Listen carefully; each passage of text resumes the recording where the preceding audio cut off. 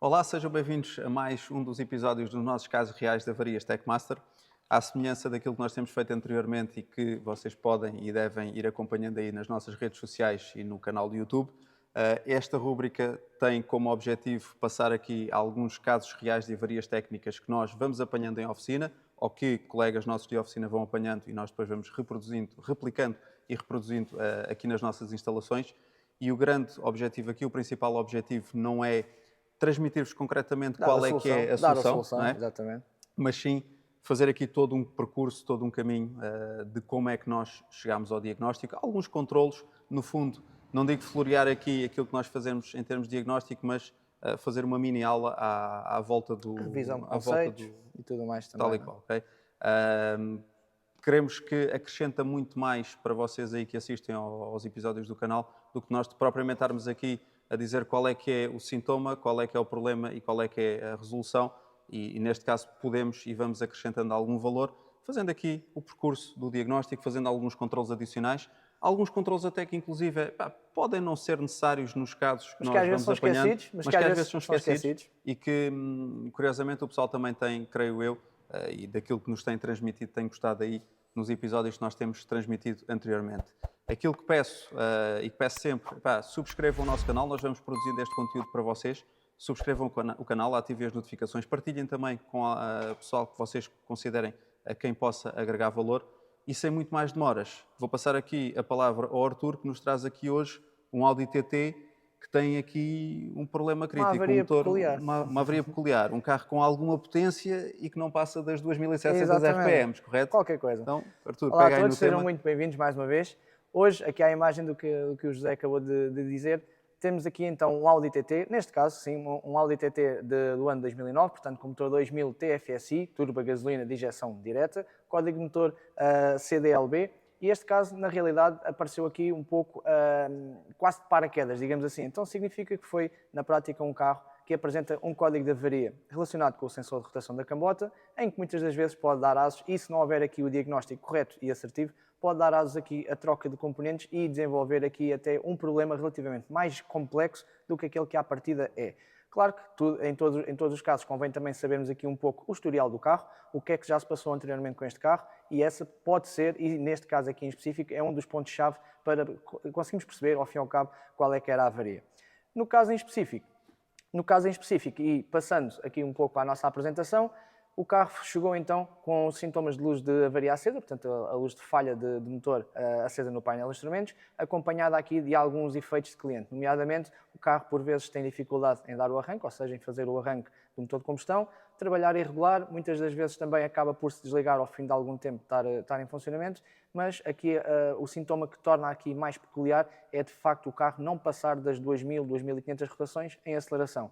Quase que podemos dizer que assistimos ao corte eletrónico que normalmente deveria de acontecer perto das 6.500, 7.000 rotações, passa a existir agora aqui em torno das 2.000, 2.500, o que torna por si só inviável a condução do carro, até atendendo que este carro está equipado com uma caixa DSG, que ao fazer subir ligeiramente a rotação também para o carro andar, torna aqui quase que impossível a condução do carro. Então foi por aqui que também acabámos por pegar, ou seja, depois de constatar estes pontos e fazer mais uma vez a confirmação da queixa do cliente, partimos então aqui para a verificação, ao fim e ao cabo, iniciar o diagnóstico do carro. Fazendo, de facto, a leitura da memória de eventos, conseguimos confirmar que, de facto, duas avarias apenas permanentes, ou seja, não existe aqui mais nenhum código de avaria que possa estar associado à condição a que o carro apresenta. No entanto, dois erros aqui relacionados, ambos a apontar para o sensor de posição da cambota. Um deles a dizer falha de sinal e o outro a dizer que o sinal não é plausível. Ou seja, significa que há aqui, à partida, podemos ter aqui qualquer anomalia relacionada ou com o próprio sensor ou anomalias de cabelagem, alguma coisa do género que se possa ter passado.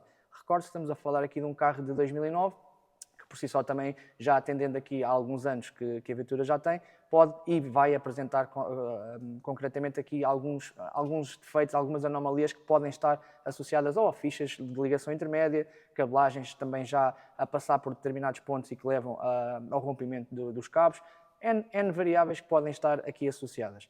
Olhando para esse código de avaria e tentando perceber quais é que são as áreas possíveis de termos aqui avarias relacionadas com o sistema, conseguimos constatar que, de facto, podemos ter de todo a anomalia relacionada com o sensor da cambota, sendo que este sensor tem aqui uma pequena particularidade, independentemente de ser um carro já de 2009 ou de 2009, ainda tem aqui uma particularidade com este sensor. Mais à frente também já vamos olhar para o diagrama elétrico e perceber o que é que conseguimos comprovar.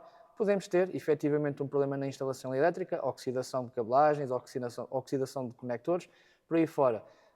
Também temos que considerar que pode ser uma falha mecânica, neste caso, causada pela roda, a chamada roda fónica, que gera o impulso para este sensor, e também, como sempre, e pondo aqui em último ponto, sempre a unidade de controle do motor. Portanto, não vamos logo partir aqui, trocamos o sensor, o carro permanece com a mesma anomalia, não vamos logo condenar unidades de controle do motor, não vamos logo partir para esse ponto sem antes checarmos todas as variáveis que podem estar aqui associadas a este mau funcionamento, entre elas então todos esses pontos que estão aí pelo meio. De uma forma aqui resumida e rápida, vamos tentar fazer aqui estes controles para percebermos se de facto temos ou não temos um problema no sensor a nível de cabelagem, ou se temos um problema na unidade de controle do motor ou algum mais componente aí pelo meio. Assim sendo, por onde é que vamos começar? Vamos começar de facto a tentar perceber qual é que é o efeito que o cliente sente. Para isso, vamos iniciar aqui o nosso diagnóstico, vamos aceder aqui aos valores reais e vamos tentar perceber um pouco a imagem daquilo que acontece no painel de instrumentos. Vamos tentar reproduzir aqui na máquina de diagnóstico também para ser possível verificarem vocês aí desse lado o que é que de facto está a acontecer com esse carro. Para isso, vou só aqui fazer a ligação ao veículo e já voltamos. Muito bem, entrando aqui no nosso diagnóstico, vamos só acabar então por confirmar uma vez mais quais são os erros que temos para já presentes na unidade de controle do motor. Sendo que temos aqui dois códigos de avaria, neste caso agora dois códigos, um em ativo, outro em passivo, sendo que o ativo é de facto aquele código que o carro gera sempre, ou seja, assim a partir do momento em que fazemos o eliminar da memória de eventos, mal colocamos o Viatura em funcionamento, este código aparece novamente. Sendo esse código o sinal improvável. Então significa que, das duas uma, ou eu tenho falta deste sinal, não há o sinal de rotação da cambota, e se isso for em algumas viaturas, eventualmente até podem acabar por pegar. No caso aqui em específico, esta viatura não pega na ausência do sinal, portanto, sendo que a viatura continua a pegar, provavelmente podemos ter aqui ou o sinal defeituoso ou faltas de sincronismo no motor, sendo que se fosse faltas de sincronismo, à partida também teríamos outros DTCs associados. Faltas de sincronismo no motor, portanto, embora não seja para já aqui o caminho que nós queremos seguir, no entanto, também não é de excluir, exatamente, não é de excluir para já esse cenário. Temos aqui faltas de sincronismo, aí o meu diagnóstico seria feito de outra forma, também já o fizemos aqui no passado, já de alguma maneira também já passámos esse conteúdo, como é que eu consigo comprovar de uma maneira simples se o motor está a ponto ou não. Mas isso também é uma questão de verem aí os nossos vídeos no passado e certamente também vão encontrar o modo de o fazer. Sim, já temos aí 2 ou 3 vídeos relacionados com essas situações, eletrónico do motor bastante interessantes. Exatamente. Ora, então, passando ainda aqui para a nossa máquina de diagnóstico, vamos então aceder aqui aos nossos valores reais e dentro dos valores reais, só para não criarmos aqui uma lista muito extensa, vamos apenas selecionar o dado que me diz qual é de facto a rotação do motor. Neste ponto, aquilo que eu vou tentar reproduzir será quando colocar a viatura em funcionamento, se tudo estiver bem, hei de ter aqui então uma rotação a ser medida. No entanto, quando eu aplicar aceleração no motor, vamos constatar que a anomalia se vai reproduzir, seja no painel de instrumentos, seja também aqui no equipamento diagnóstico. Vou dar Deixa-me só reforçar aqui, desculpa, aqui um ponto interessante, que é, às vezes a malta pode confundir aquele corte em aceleração que ocorre geralmente aí entre as 2.500 e as 3.000 RPMs quando não há uma velocidade engrenada. Tal e qual. E nós vamos reproduzir aqui com a viatura parada. Não é esse o cenário. Não é esse o cenário, sim. Estamos a falar mesmo em andamento. Okay? Exatamente. Não vou agora, mas isso é porque não tem uma velocidade engrenada. Não, okay? Não se passa isso. É bem lembrado, José, sim. Há de facto carros que, por proteção eletrónica, não me deixam fazer a rotação toda quando o carro está parado, quando o carro está em parque ou está em neutro, não me deixam fazer a aceleração toda. Aí será, obviamente, uma proteção eletrónica e a unidade não deixa que o motor suba mais o seu regime. Aqui não é o caso, aqui de facto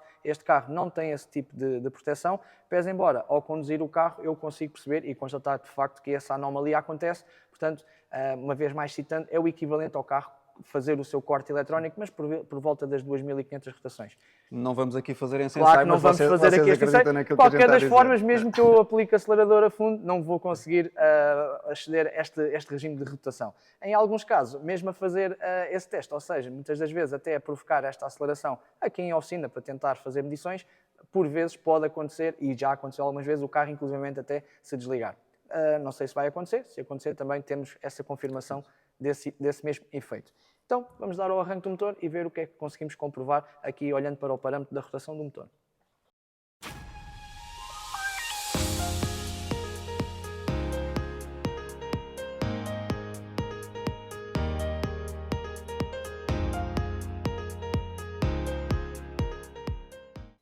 Bom, creio que como foi possível constatar, de facto o carro até pega bem, por acaso hoje até pegou bem.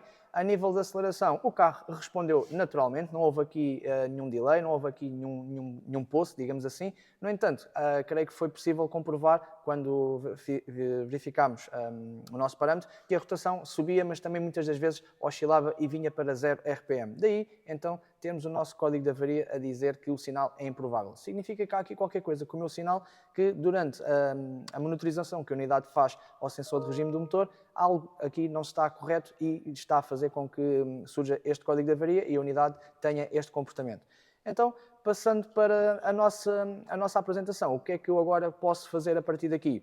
Um teste muito simples e, neste caso, posso fazer o controle elétrico do meu sensor, sendo que, neste caso aqui, vamos ter um sensor de 3 pinos. No entanto, pode ser um sensor, aparentemente de ter 3 pinos, pode ser um sensor ou de um tipo ou de outro tipo. Quando eu digo de um tipo, podemos ter aqui um sensor do tipo efeito Hall ou posso ter aqui um sensor do tipo indutivo. À partida, e olhando para a imagem que está aí na vossa tela, e sendo o sensor, não é o do carro, mas é um sensor igual ao do carro, eu consigo logo aqui de uma forma muito rápida perceber que tipo de sensor é que é. José, já agora ponto-te aqui um bocadinho à prova, ainda te recordas que tipo de sensores é que são estes? Eu acho que sim. Então diz-me lá, agora diz-me lá o que é que...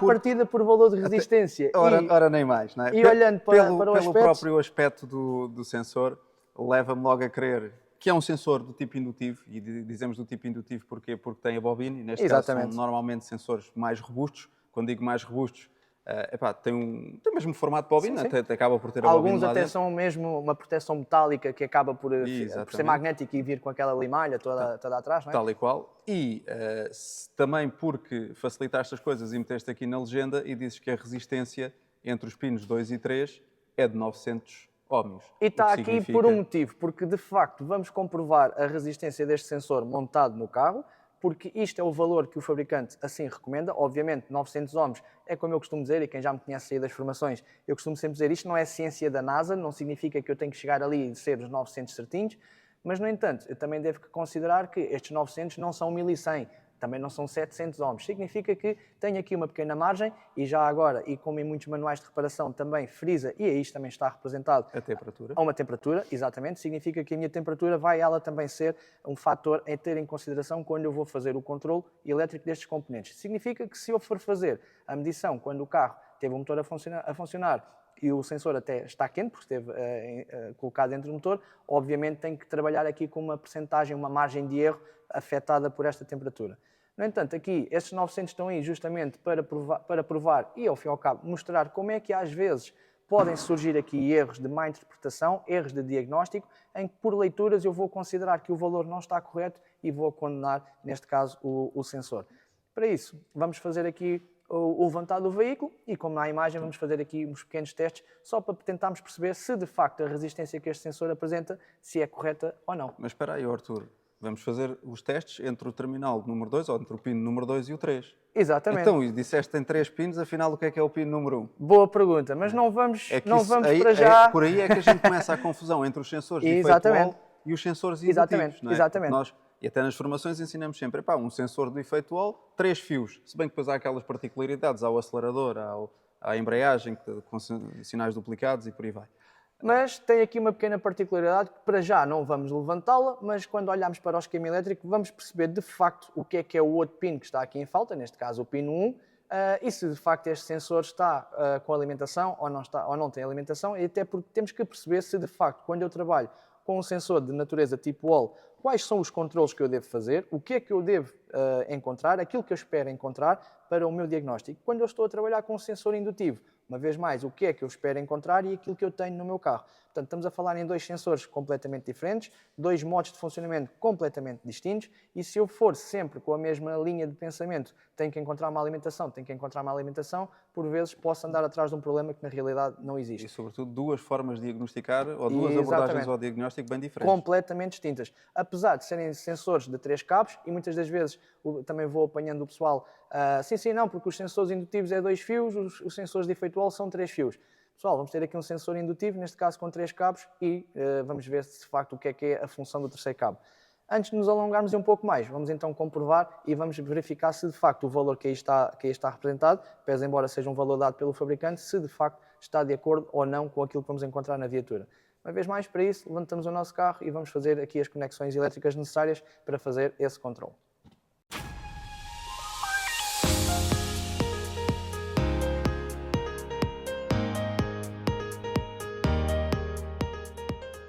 Muito bem. Já desfeita, neste caso, a ligação da ficha que é do sensor à instalação elétrica do carro. Temos aqui a minha ficha cinzenta, neste caso uma ficha de 3 vias. Não sei se é possível verificarem lá dentro 3 pinos. Neste caso tenho uma ponta de prova preta e vermelha ligadas no pino 2 e no pino 3, respectivamente. Então qual vai ser a ideia? Neste caso vamos medir, então, como representam no manual, qual é a resistência do sensor. Note-se que não estamos a trabalhar para já com o pino 1, mais à frente já vamos tentar perceber qual vai ser a função do pino 1. Agora, para fazer a medição da resistência, apenas vou fazer então a conexão do nosso multímetro e verificarmos qual vai ser o valor que vamos obter. Passando para a nossa máquina de diagnóstico, já obtemos aí um valor de resistência. Neste caso, temos um valor sensivelmente de 100 ohms inferior abaixo daquilo que o fabricante recomenda. Quer isto dizer que, então, das duas uma, ou estamos perante um sensor que de facto tem uma anomalia, porque o que o fabricante recomenda são 900 ohms a 20 graus, e eu estou a medir aqui cerca de 800 ohms. Zé, será que é pelo facto de hoje estarem aqui 14 graus, ou será que podemos ter aqui mais qualquer coisa aqui envolvida? Não, até porque o motor já trabalhou mesmo pouco, mas aqueceu sempre ali qualquer coisinha. Não estamos aqui a falar de não chega a 100 ohms de diferença, não é isso que vai fazer... No entanto, eu ainda consigo... Não é isso que vai criar o nosso problema. Eu ainda consigo viciar aí mais esse valor. Não nos podemos esquecer que o sensor neste momento está montado no interior, ou seja, está montado no seu devido lugar, ou seja, está montado no bloco e está de frente para o seu alvo que vai gerar o sinal. No entanto, quando eu agora fizer aqui a rotação do motor, vamos presenciar a qualquer coisa engraçada e é isto que vos pode enganar na realidade. Então significa que quando eu for aqui rodar o motor, alguma coisa vai acontecer ao meu valor. Então, para isso, vamos aqui apenas aplicar uma chave na nossa cambota, dar aqui 2 ou 3 rotações ao motor e vamos comprovar o que é que vai acontecer ao mesmo valor de medição. E se repararmos, já tenho aqui qualquer coisa a trabalhar, consigo apanhar aqui valores de 700 e pouco até sensivelmente 800 e qualquer coisa. Então significa que, na boa da verdade, eu com este teste muito simples, consigo para já ter aqui uma pequena certeza. Bom ou mau, este sensor está a medir, correto, Zé? Correto. Mas agora temos aqui uma questão. Não há dúvida nenhuma. Agora temos aqui uma questão. A medição está a ser feita. Mas a ficha está desligada. Na prática, a ficha está desligada. Então, se a ficha está desligada e o sensor não está alimentado, porquê é que eu obtenho aqui estes valores? Comprova a minha tese de que este é um sensor indutivo. Ora, e porquê é que estes valores de resistência eu posso ser enganados com eles? Reparem que dependendo do ponto onde eu posso parar o meu motor, dependendo do sítio onde a cambota para, o valor vai estar afeto, digamos, pela presença ou não do dente. Ou seja, quando falamos do dente, o dente da minha roda, chamada roda fónica. Dependendo se eu vou ter um dente de frente a ele ou não, se vou ter a falha do dente, isso vai influenciar diretamente o valor de resistência do sensor. Sendo ele um sensor do tipo indutivo, na prática e resumidamente estamos a falar de um ímã e uma bobina, e significa que cada vez que eu ponho um alvo de frente a ele, eu vou estar a deturpar, a alterar este campo magnético. Indiretamente não, neste caso diretamente vai influenciar na própria resistência do sensor. Então temos aqui para já um pequeno teste, claro que muito rudimentar, mas eu tenho aqui um pequeno teste que consigo comprovar se ao mover este alvo de frente do meu sensor, se ele consegue variar ou não variar a resistência. Uma coisa é certa, se eu fizesse este teste e a resistência não variasse, José, o que aí poderíamos... Bem, é assim, também poderíamos estar na ausência de um alvo. Também podíamos estar na ausência do alvo. É que nós não estamos a vê-lo. Boa análise. Também mas podíamos... aí também é relativamente simples nós testarmos este sensor indutivo. Tal Porque e se qual. ele estiver mesmo completamente morto, não é, como a gente costuma dizer, eu aplicando um campo magnético externo, vou ver se ele cria ou não cria um sinal, ou se Tal e qual. faz alteração. Ou seja, o teste, e acho que também já resistência. fizemos isso no passado, no limite eu consigo também tirar este sensor fora e, como o José dizia bem, nem que seja com uma chave, e vou passar de frente do meu sensor e aquilo que tenho que observar é exatamente a mesma coisa. Quem diz fazer o teste por lado de resistência, se fizermos aqui e alterarmos para o lado de tensão, eu consigo também constatar que, ao movimentar a minha cambota, reparem que estamos apenas a lidar com os mesmos cabos que estávamos a lidar há pouco, vou fazer exatamente o mesmo teste de rodar o motor, mas agora em vez de vermos na perspectiva de resistência, vamos ver na perspectiva de gerar uma tensão, de gerar um sinal. Para isso, mantemos as nossas ligações feitas como estavam anteriormente, pino 2 e pino 3, e apenas vou fazer então aqui a rotação da minha cambota. E uma vez mais, pese embora a ficha não esteja ligada no carro, o carro neste momento tem a ignição desligada, mas ao rodar eu consigo comprovar que de facto tenho aqui um sensor que consegue gerar um sinal, ou seja, este sensor consegue para já gerar um sinal elétrico. Então significa que na boa da verdade, para já, não vamos considerar uma falha no meu sensor. Significa que temos outra variável aqui que também tem que ser analisada, que é de facto, e aquilo que falaste há pouco, se temos lá uma roda fónica ou não, se temos lá uma roda a gerar impulsos ou não. Para isso, a ferramenta mais indicada vai continuar a ser o multímetro, correto, Zé? Eu não confiava muito nisso. Não é propriamente nisso. Dá para fazer aqui uma breve a análise. técnica do LED, não é? Aquela técnica, mas pronto, vale o que vale, não é? Mas aqui a gente gosta e fomenta muito a utilização do osciloscópio. Exatamente. E é essa a ferramenta que nós preconizamos para o diagnóstico destes sensores. Não fazia sentido nós estarmos aqui a inventar, não é? E a dizer-vos, ok, meçam isto com o multímetro. Como vimos e como o Artur acabou de mostrar, sim, conseguimos ver que há alguma variação de sinal, mas e como é que está este sinal? E como é que é o sinal? Exatamente. Eu consigo ver um valor, uma amplitude, mas não consigo ver a anatomia deste sinal. Significa, e boas palavras, aliás, e como nós dizemos sempre, e também na última vez que foi feito o curso de osciloscópio, uma imagem vale mais que 1000 palavras. E na boa da verdade, o facto de eu estar a ver esta variação, seja em resistência, seja uma variação em tensão, dá-me prova que este sensor reage a um estímulo externo, um estímulo mecânico, neste caso a presença da roda fónica, mas eu não consigo comprovar se esse sinal é o correto ou não. E a forma mais direta de o fazer será então por via do nosso osciloscópio. Antes de fazermos aí a ligação do mesmo e comprovarmos e captarmos o sinal, vamos só dar aqui uma pequena olhada para o esquema elétrico para tentar perceber o porquê de estarmos a lidar com o pino 2 e 3 e ainda não termos considerado o pino 1. Para isso, vamos olhar aqui só rapidamente para o esquema elétrico e tentar perceber. Ora, olhando ali para a parte do lado direito do nosso esquema elétrico, vamos ter então aqui, para já, temos aqui três ligações, três sensores aqui ligados. Neste caso, G61, sensor de detonação número 1, G66, o sensor de detonação número 2. Este motor, concretamente, utiliza dois sensores, é eletrónica, cada projeto é o seu projeto, e depois, uma vez mais, o G28. Neste caso, G28, sensor de rotação da cambota. E se conseguimos comprovar, vemos que temos ali, seja o pino 2 e o pino 3, neste caso representados pelo fio castanho e fio branco, respectivamente, vão diretos do meu sensor até à unidade de comando. Note-se que eu não tenho ali indicação se é um positivo, se é um negativo, se é 5 volts, se é 12 volts. No entanto, o meu cabo número 1, ali assinalado pela cor preta, está aqui de uma forma ou outra ligado aos meus dois sensores também de detonação.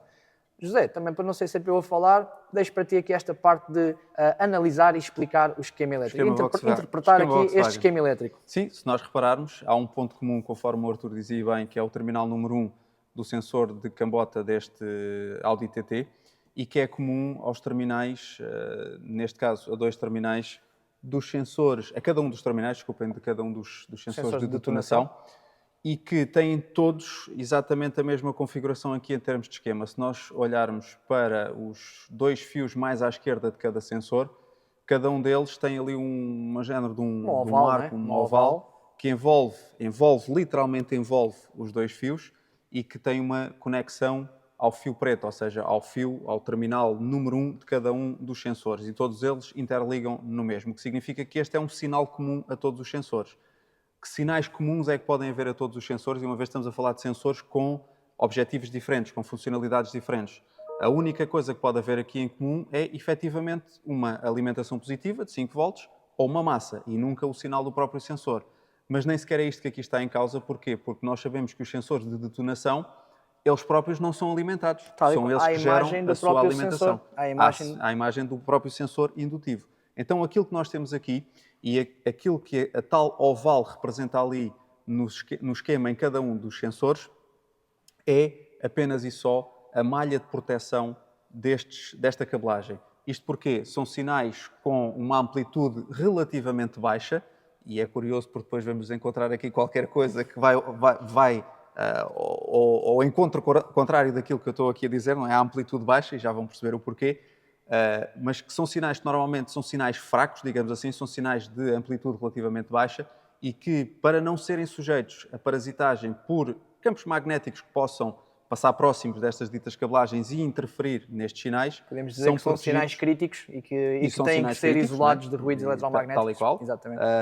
Esta malha de isolamento funciona então como essa proteção Quando eletromagnética falamos nesta contra os malha, ruídos. estamos a falar qualquer coisa equivalente a um cabo coaxial, Coaxial, aquela malha que de nós alumínio vemos a à volta. revestir Exatamente. a alma do nosso cabo. E que Exatamente. neste caso aqui é comum aos 3 sensores e que liga num ponto de massa da unidade de comando, porque faz a dissipação e faz o equipotencial à massa através da própria unidade de comando. Podia ser internamente. feito ao bloco do motor. Podia ser feito ao bloco do motor ou qualquer ponto de massa de carroçaria. Normalmente utiliza sempre aqui a massa eletrónica, pelo menos daqueles esquemas que eu tenho apanhado. É comum verificar-se a massa eletrónica direto à unidade de injeção. E é então basicamente o tal terminal número 1 que a gente falava há pouco. O que é este terminal número 1? É a malha de proteção.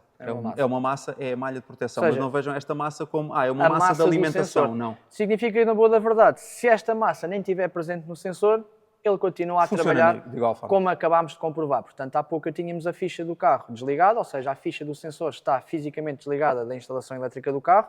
Recorde que apenas ligámos o nosso multímetro diretamente ao pino 2 e ao pino 3 do sensor e o sensor reagiu, portanto teve aqui uma alteração de resistência quando rodámos a cambota e também reagiu e gerou aqui uma tensão quando rodámos também a cambota. Portanto significa, independentemente daquela massa lá estar presente, assim a grosso modo podemos dizer que ela não é necessária, apenas a sua função é camuflar, podemos lhe chamar assim, qualquer ruído parasita que vai deturpar o meu sinal. Vai existir na mesma, Exatamente. pode não ser perfeito, pode estar a ser influenciado pelos campos magnéticos exteriores.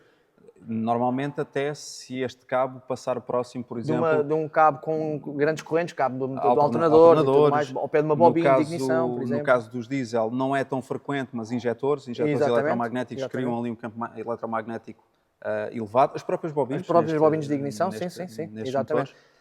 Portanto, significa então que agora, para fazermos a medição do meu sinal, vamos utilizar uma vez mais o nosso osciloscópio. Agora, fica a pergunta, vamos medir o sinal no cabo branco ou no cabo castanho? Qual deles é que vai ser o sinal? Ao fim e ao cabo agora vai ficar aqui esta dúvida. Para isso, e só para tentarmos perceber que, de uma forma ou da outra, vocês vão sempre conseguir captar o sinal, para isso só vamos trabalhar com 2 canais de osciloscópio, um conectado no canal branco, no cabo branco, e outro conectado no cabo castanho. E vamos tentar perceber aqui as diferenças a nível de sinal. Na boa da verdade, se estiver tudo ok, o meu sinal vai ser, vamos dizer, o espelho um do outro. E eu vou conseguir fazer a medição, seja por um lado, seja por outro.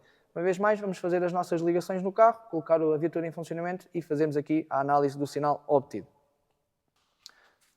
Muito bem. Feita novamente a nossa ligação do sensor à instalação elétrica do carro, resta-nos agora fazer a conexão do próprio osciloscópio juntamente com o sensor. Aqui tem uma pequena particularidade, eu vou trabalhar com 2 canais para medir o mesmo sensor. Aqui no cabo azul as cores não estão propriamente a respeitar, mas o meu cabo azul será o equivalente ao meu cabo preto, que tem a função de fazer a proteção de ruídos parasitas. Para isso, vamos deixá-lo de parte, vamos apenas trabalhar com o conector vermelho e o conector preto, que serão então as ligações 2 e 3. Vamos trabalhar com 2 cabos do osciloscópio. Poderia fazer a medição do sinal apenas com um cabo, ou seja, apenas com um canal, mas aqui só para tentarmos perceber, de facto, que medir num pino ou medir no outro, o sinal é exatamente a mesma coisa, vamos trabalhar com 2 canais de osciloscópio. Na boa da verdade, eu posso trabalhar apenas com um canal, fazendo a ligação positiva no pino 2, por exemplo, e a minha ligação negativa no pino 3. Mas aqui o objetivo vai ser verificarmos qual é que é o sinal que vai circular, seja num pino, seja no outro. Isto só para comprovar, independentemente de qual é o cabo que eu vou medir, o sinal que eu tenho que obter será sempre igual. Feitas as ligações, resta-nos então baixar o carro, colocar o carro em funcionamento e olharmos para o nosso osciloscópio.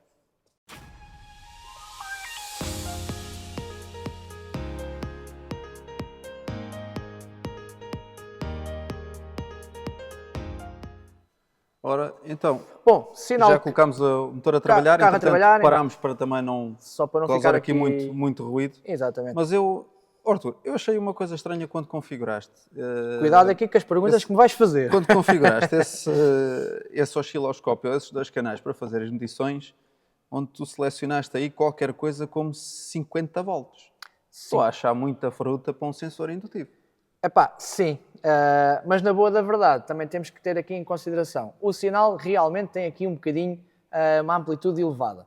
Mas, no entanto, também temos que ter aqui outra coisa em consideração. Este tipo de sensores, o meu sinal vai ser alterado em 2 grandezas, por assim dizer. O que não vai acontecer se eu trabalhar com um sensor de efeito Wall. Se eu trabalhar com um sensor de efeito Wall, como ele é alimentado, seja a 5 ou a 12 volts, significa que o meu sinal não pode e não vai exceder essa amplitude. Significa que, durante todo o ciclo de funcionamento do motor, independentemente de qual é o valor de rotação que eu tenho, significa que este sinal vai estar sempre compreendido entre 0 e 5 volts ou 0 e 12 volts. No limite, aquilo que eu vou ver e tenho que ver alterar é, de facto, a frequência do sinal, que para mim eu vou ver como se o sinal encolhesse, compactasse dentro do ecrã. No caso, quando trabalhamos em sensores indutivos, eu tenho e devo observar 2 alterações do meu sinal. A primeira será, obviamente, a frequência, portanto, a frequência do meu sinal tem que aumentar, eu vou ver o sinal a condensar-se mais, mas também vai-se fazer aqui uma alteração em função da amplitude do sinal. Significa que, consoante o motor trabalha mais rápido ou mais devagar, a minha amplitude altera e diminui. E isso também foi aqui um bocadinho a prova que há pouco fizemos, quando rodámos a cambota com a chave e estava a gerar um sinal em milivolts. Se eu conseguisse rodar a cambota muito mais rapidamente, significa que eu ia conseguir obter aqui valores de 2, 3, 4 volts e por aí fora. Aqui neste caso estamos a falar qualquer coisa já em torno perto de 8 volts, para aí, mais coisa, menos coisa, de amplitude com o carro a trabalhar ao ralenti, neste caso sensivelmente 1200 rotações, porque o carro ainda está frio. No limite, quando eu colocar o carro em aceleração, este sinal vai ter que sofrer aqui uma alteração. Mas também já comprovamos essa alteração. A grosso modo, há aí outra pequena particularidade que eu também alterei juntamente com os 50 volts, que normalmente não deve ser feita, ou melhor, não é feita quando estamos a trabalhar com outro tipo de sensores ou outro tipo de sinais no meu carro. Regra geral, é dos poucos sinais que eu vou trabalhar no meu carro que devo colocar esta configuração no meu osciloscópio. Se reparaste nos 50 volts, conseguiste reparar na outra configuração, José? Ah, sim. E porquê? Já agora? Porque estamos a medir um sinal que é um sinal alternado. Um sinal sinusoidal, exatamente. Ou seja, significa que eu vou estar a medir um sinal que, tal e qual como um sinal presente, desculpem uma expressão, numa tomada doméstica, quando falamos em sistemas AC, correntes alternadas, o que eu vou ver é que é um sinal alternado. Porquê? Porque ele vai alternar o seu valor de 0 para um valor positivo, mas também de 0 para um valor negativo. Ou seja, significa que o meu sinal flutua, digamos assim, para valor positivo e valor negativo. Se eu o colocasse em DC, eu também conseguia medir o sinal na mesma, mas não tenho a mesma percepção. Ora bem, olhando aqui para o sinal, na boa da verdade estão cá os meus 2 sinais, ou seja, recordem-se, estamos a trabalhar a medir o sinal no pin 2 e no pin 3, o que prova que, de facto, eu medir, seja por um lado ou seja por o outro, tenho que obter, de facto, o mesmo sinal. No limite, eu vou conseguir perceber se estou a trabalhar pelo sinal positivo, pelo lado positivo ou pelo lado negativo, atendendo para onde é que o sinal vai, ou seja, se ele tem tendência a ir para cima ou se tem tendência a ir para baixo. E neste caso, se olharmos aí para o centro da imagem, mais concretamente, onde temos ali o equivalente à falha do PMS, eu consigo perceber que quando o sinal está a trabalhar sensivelmente ali próximo a 0 volts, digamos no centro do meu sinal, eu no gráfico verde vejo que o sinal comuta para cima, ou seja, vai do equivalente de 0 volts em ascendente, mas se eu vir a mesma situação já no gráfico azul, eu vejo que quando ele está nos 0 volts e quando o sinal avança, ele agora é descendente e vem para baixo. Então isto vai dar o sinal seja na perspectiva negativa, seja na perspectiva positiva. E em alguns esquemas elétricos aparece-nos como o sinal de rotação positivo mais e o sinal de rotação negativo menos. Portanto, significa que seja num cabo ou seja no outro, eu vou conseguir obter a mesma leitura.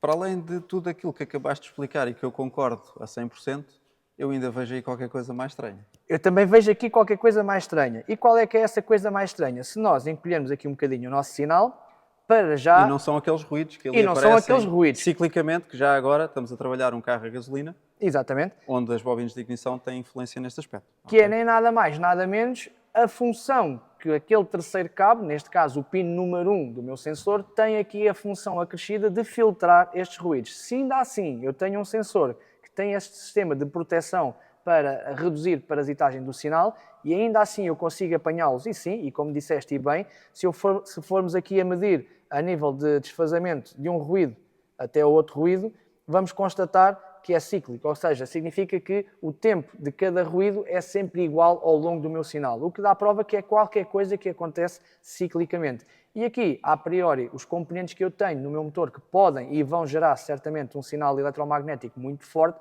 serão, obviamente, aqui as bobinas. Não vamos assumir para já a 100% que o são, mas quase certeza e certamente serão o sinal de ruído provocado pelo funcionamento das bobinas. Para termos a certeza também era simples, Era ligávamos simples, um era... sinal de ignição e íamos à procura do desfazamento. E se coincidia-se não, portanto no limite sim, pegávamos um sinal da ativação de uma das bobinas e íamos ver desses 4 riscos na vertical que vos aparece aí, certamente íamos ter um sinal de ignição de uma bobina a coincidir aí com esses sinais. Vamos excluir, porque não é Vamos por excluir, aí. mas dá para fazer aqui já uma pequena abordagem, podemos dizer aqui de uma forma quase que segura que temos as 4 bobinas a funcionar, de certa maneira, não é? Portanto, é um bocadinho por aí. Bem, mas o meu problema... pelo menos carregar e descarregar, A carregar e descarregar, agora se é bem ou mal, exatamente, a conversa já é outra, exatamente. Pode ser tema para outro vídeo. Pode ser tema para outro vídeo, exatamente. Num outro vídeo, análise de ruídos, por exemplo. No entanto, sim, eu olhando para aí e considerando aquelas 2 falhas mais pronunciadas, que são aquilo que geralmente nós conhecemos, que é a falha do PMS, portanto, será no meu alvo, onde tenho aquela ausência de dentes, ausência de dentes ou um dente mais contínuo, isso agora vai depender também de projeto a projeto, mas significa que eu tenho aqui 2 marcas de PMS presentes neste oscilograma. O que podemos dizer que de uma marca à outra teremos então aqui o equivalente a 360 graus da minha cambota. Mais uma vez também, não podemos assumir que em todos os carros é assim, como já no passado apanhámos carros que tinham marcas de PMS e marcas de PMI. Então significa que eu tinha 180 graus, a cada 180 graus tinha aqui uma falha. Neste caso em específico, este carro só trabalha com uma marca de PMS, significa que entre elas tem que andar, obviamente, 360 graus, uma rotação de cambota. No limite, há aqui qualquer coisa que, olhando para este sinal, posso dizer para já e de fonte segura que não é normal e poderá estar aqui, de facto, a anomalia do meu sinal. E ela está, de facto, na zona da falha do PMS. E, desconsiderando aqui um sinal, vamos apenas eliminar aqui um sinal, eu consigo, para já, perceber que há aqui um padrão que não se repete. E se nós virmos, e se eu tentar colocar aqui uma linha mais ou menos no centro, onde temos a nossa linha de 0, eu consigo ver que ao longo do meu sinal, a grosso modo, o valor, a amplitude que vai de 0 para cima é equivalente à amplitude que vem de 0 para baixo, ou seja, o sinal é espelhado. Aquilo que sobe é igual àquilo que desce, com a exceção na falha do PMS. Então significa que eu ali na zona do PMS, eu tenho um dente que, na boa da verdade, não está a subir muito, vem a 0 e depois vem para baixo a amplitude que tem que ter corretamente.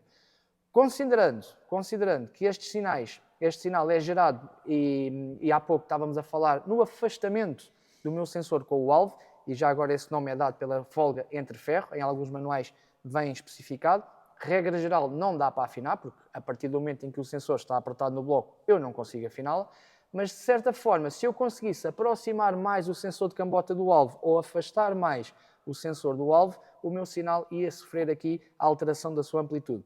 De uma forma geral, podemos dizer que quanto mais próximo o meu sensor está do alvo, maior é a minha amplitude, quanto mais longe o meu sensor está do alvo, menor é a minha amplitude.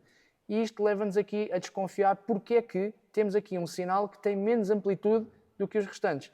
Das duas uma, ou o sensor anda a flutuar e anda a aproximar-se e a afastar-se do seu alvo, que não é o caso aqui, que não é o caso, ou temos aqui de facto um problema relacionado com a nossa roda fónica, podemos lhe chamar assim. E na boa da verdade, esta anomalia repete-se, seja a ver pelo lado positivo, seja a ver pelo lado negativo. Obviamente aqui o sinal apenas vai inverter a sua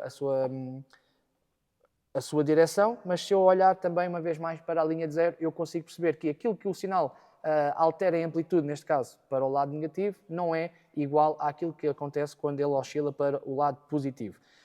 No limite, podemos ter já aqui um problema, porque a nível de leitura o sensor está a ler corretamente, e é isto o sinal que eu espero obter de um sensor do tipo indutivo. Note que eu aqui não preciso andar à procura de alimentações, porque este sensor não é alimentado, eu só preciso saber se ele está a medir e se está a medir corretamente. A nível de resistência, o sensor está dentro do padrão, uma vez mais porque o valor não é correto, não é indicado pelo aquilo que o fabricante recomenda, porque está montado no lugar. Se eu remover o sensor do sítio, vamos ter o valor mais próximo aqui dos 900 ohms. O sinal está a ser gerado, tanto de um lado como do outro, apenas tenho aqui esta diferença no meu PMS. E o que vai acontecer ao fim e ao cabo, quando eu puser o motor em funcionamento e acelerar, vou continuar a ter sinal, só que por esta incoerência a unidade, digamos que perde o seu ponto de referência e acaba por entrar em modo de segurança, cortando a rotação do carro. No fundo, e só para repetirmos também esse teste, vamos fazer novamente a mesma medição, mas agora com o motor em funcionamento e aceleração, só para constatarmos o que é que vai acontecer também à frequência do meu sinal, mas também à amplitude do meu sinal. Para isso, basta só utilizarmos aqui um canal como referência, carro a funcionar e damos uma aceleração.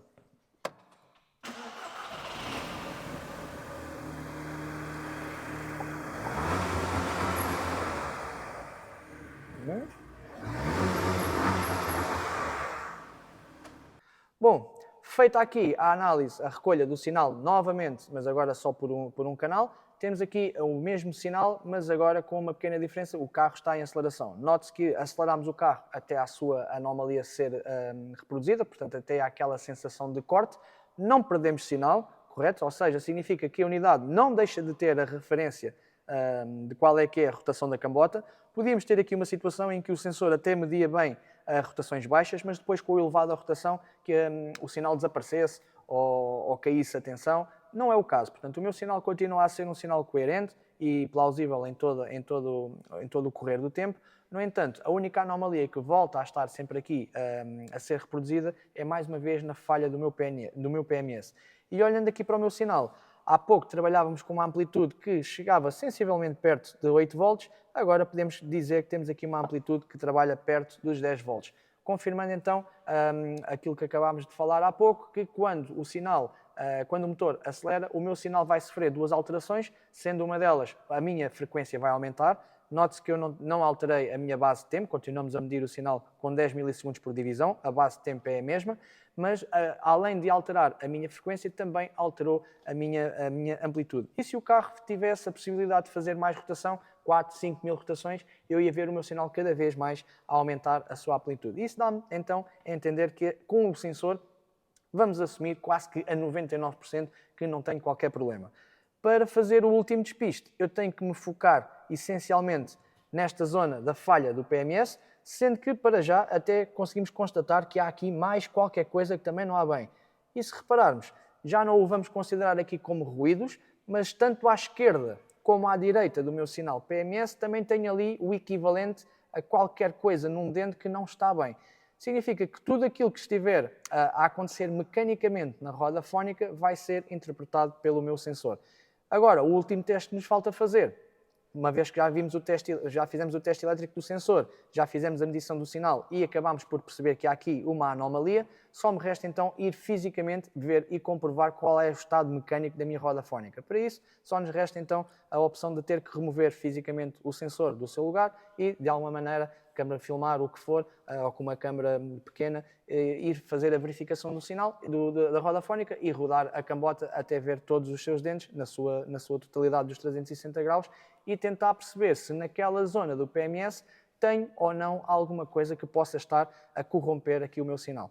Agora até me assustaste, pensei que querias tirar a cambota fora aqui durante o vídeo. Opa, se calhar ainda vamos fazer um vídeo com o motor aberto, não sei porquê, mas está-me cá a parecer que isto ainda vai ter que... Já não cabe no vídeo, já vai logo. Se calhar vamos mesmo pela ideia do telemóvel. Se calhar vamos pela ideia do telemóvel, sim, exatamente. Então para isso é só agora voltar mais uma vez, levantar o carro, tirar o sensor fora e fazer uma vez mais aqui a comprovação do estado da roda fónica. Vamos preparar o carro e já cá voltamos com a imagem que vamos recolher. Então, bom, não é muito fácil termos aqui acesso, tendo em conta a posição onde o sensor se encontra, mas eu creio que é relativamente perceptível ali a nossa zona dos dentes. Portanto, eu vou rodar aqui ligeiramente e acho que conseguimos perceber tanto a presença do dente como a ausência do dente. Então conseguimos perceber que temos dente, falha, e assim sucessivamente. Vamos rodando o nosso motor e conseguimos perceber de uma maneira muito genérica que não tem aqui qualquer problema, portanto não tem ausência de dentes. As superfícies aparentemente estão todas lisas e sem anomalias, e devemos estar algures a chegar a aproximar-nos do ponto PMS. Eu não sei se vai ser propriamente visível, mas algures por aqui teremos então a ausência. Cá está o nosso PMS, a ausência do dente. Não sei se vai ser visível para vocês, mas algures nesta zona que será então o primeiro ou o último dente, digamos assim, do PMS, este tem de facto ali bastante danos mecânicos, se comprovando que houve qualquer coisa que bateu aqui na nossa roda fónica, o que acabou por determinar a falha do dente, ou seja, o amassar, o amolgar do dente, gerando então a que o dente fique deformado e mais longe do alvo. Comprovando ao rodar o motor, não sei se vai ser aí bem visível no vídeo, pelo menos aqui para nós é relativamente fácil de perceber que até certo ponto os meus dentes da roda fónica são lisinhos e estão apenas tingidos da cor normal do óleo, da cor que fica dentro do motor, mas a partir ali de determinado ponto os dentes começam cada um a apresentar ali golpes, ou seja, como se alguma coisa metálica tivesse batido na própria cambota. E isso vai sendo avançando até chegar efetivamente à falha do PMS, até aos dois dentes que estão a compor o PMS, e é bastante notório que no primeiro dente, antes da falha do PMS, ou seja, digamos, o último dente da falha do PMS, de certa forma é possível perceber que o dente está amassado, ou seja, o dente está amolgado. Estando o dente amolgado, a distância entre ferro, uma vez mais, entre esse dente e o meu sensor aumenta, e aumentar a distância entre este sensor, a amplitude do meu sinal baixa. Portanto, então temos aqui a prova que, de facto, o motivo de eu ter o sinal, a amplitude do meu sinal perto da zona do PMS defeituosa, ou seja, um sinal que altera menos a sua amplitude e outro sinal que altera mais a sua amplitude, deve-se a que o último dente antes do PMS de facto está dobrado, está amassado, houve ali um golpe mecânico qualquer que determinou o dano neste dente, e o primeiro dente após a falha do PMS está intacto, fazendo com que a folga entre ferros seja igual ao longo de toda a cambota, e então o sinal acaba por estar normal. Uma pequenina amassadela ali num dente e que causa então aqui de facto um problema gigantesco, e que leva ao fim e ao cabo, não estamos a dizer que somos melhores do que ninguém, mas estamos aqui a falar de situações de um carro que também já esteve noutra oficina, inclusivamente este sensor já tinha sido substituído, nomeadamente pelos códigos de avaria que apresenta. Claro que ao fim e ao cabo eu também compreendo que muitas das vezes pela azáfama do dia-a-dia, ou por não ter as ferramentas indicadas, e o mais simples de fazer é sempre trocar o componente. Aqui esse processo foi feito, ou seja, podemos dizer que começou-se pelo final, a troca de componentes, e depois é que se faz o diagnóstico, e certamente se tivesse existido este diagnóstico, que ao fim e ao cabo é isto que nós tentamos transpor para vocês, podíamos ter dito logo que de facto a anomalia era aqui na zona da roda fónica, mas acho que o mais importante é de todo percebermos qual é que é o caminho, o fio condutor que eu devo ter para fazer o diagnóstico. Quando estamos a falar na roda fónica, neste caso em específico, pode e certamente vai se transformar aqui num bocadinho de trabalho, ou seja, uma reparação algo trabalhosa, tendo em consideração que a minha roda fónica, neste caso, apresenta esta configuração que está aí na imagem, portanto está agregada diretamente à cambota, não será na parte do retentor da cambota como será em alguns modelos Volkswagen, esta sim é mesmo dentro da cambota, o que implica ter que, de alguma forma, desmontar alguns componentes do motor para aceder a ela. Eu não sei se vai ser possível bem ver aí no vídeo, mas aqui uma imagem capturada também do próprio dente, e mostra de facto que há ali danos bastante visíveis neste tal dente que compõe o último antes de iniciar o PMS, que é justamente o dente que temos a nossa anomalia de amplitude. Todas as outras anomalias que vão aparecendo pelo seguinte são causadas também por alguns danos, ou seja, a nível de filmagem nós conseguimos perceber que estes dentes têm ali o equivalente a uma raspadela e que levanta ali pequenas porções de metal, que uma vez mais vão a ser reconhecidas pelo sinal da cambota. Portanto, só à conclusão, trata-se então aqui de uma falha mecânica que vai condenar e vai acabar por dar códigos de avaria a condenar o sensor de rotação da cambota, que muitas das vezes, e como nós sabemos, falhas deste género estão associadas a estes sensores, pese embora nem sempre o motivo é o mesmo e aqui neste caso tratou-se de uma falha mecânica que determina esta consequência. Da minha parte, acho que está feito, Zé. Não sei se tens dúvidas Não, aqui. acho que disseste bem, nós não somos melhores do que ninguém em termos do diagnóstico, e acho que aqui o importante e aquilo que nós queremos acrescentar com estes vídeos é essencialmente isto, é não nos deixarmos levar apenas e só pelos pelos códigos DTCs. de avaria. Os códigos de avaria dão um caminho, dão uma pista, é um facto. Aliás, e fazemos sempre questão, até porque já mais do que uma vez já trouxemos aqui situações em que os códigos de avaria apontam para um caminho e nós mostramos por várias técnicas e por várias ferramentas que nem sempre aquilo que a máquina nos diz está correto. A diferença aqui acaba por ser na própria abordagem do diagnóstico, na utilização das ferramentas corretas para fazer este diagnóstico e depois de percebermos a envolvência daquilo que é o sistema, nomeadamente como é que funciona o sensor indutivo e o que é que impacta o funcionamento do sensor indutivo. Porque nós muitas das vezes levamos aqui, lá está, e o DTC leva-nos para o sensor, mas nós não nos podemos esquecer de que aquilo que causa o sinal no sensor é um componente mecânico. Sim. E até porque temos mesmo no DTC a ausência de sinal, e leva-nos a criar a ausência de sinal, o sensor não mete ou não está alimentado, e se não houver aqui conhecimento, vamos chegar ali, vamos ver 3 fios, isto é um sensor de efeito Hall, tem que ter 5 volts num lado, massa no outro, e vamos picar os 3 fios, em um tem os 5, e se calhar partimos logo aqui para outro problema, é a unidade, é a cabelagem, é isto, e às tantas andamos aqui embrulhados, porque ou não percebemos como é que funciona, ou não tivemos o cuidado de ir tentar estudar qual é o sistema que estamos a diagnosticar, e isto parece que não, ao fim e ao cabo é tudo aquilo que envolve aqui naquilo que chamamos as técnicas de diagnóstico, passa também e muito por eu tentar perceber e reunir a informação do sistema que vou diagnosticar, munir-me da informação e documentação necessária para fazer esse diagnóstico, seja um esquema elétrico, sejam testes de componentes, para fazer o meu diagnóstico. E assim, passo a passo, vamos com certeza,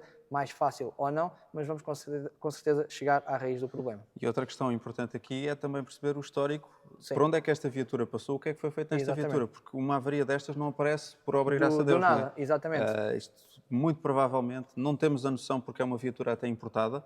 Provavelmente, quando foi importada, já vinha neste estado. Exatamente. Não sabemos, lá está, não temos todo esse histórico, que nos ajudava também a compreender e, se calhar, a atalhar caminho aqui em alguns controles que foram sendo feitos. Mas é perceber isso, não é? Porque a avaria que ali está, vamos dizer que havia já um histórico de reparação deste motor e que após a reparação desse motor o carro nunca mais ficou bom. Desenvolveu este... Ok, aí já podemos direcionar para dentro do motor. É muito importante por aí, é perceber o histórico e depois, lá está, criarmos a nossa arquitetura do diagnóstico, não é? Arquitetarmos o diagnóstico de forma a não deixar passos no ar. E muitas das vezes eu vejo que é isso que acontece nas oficinas.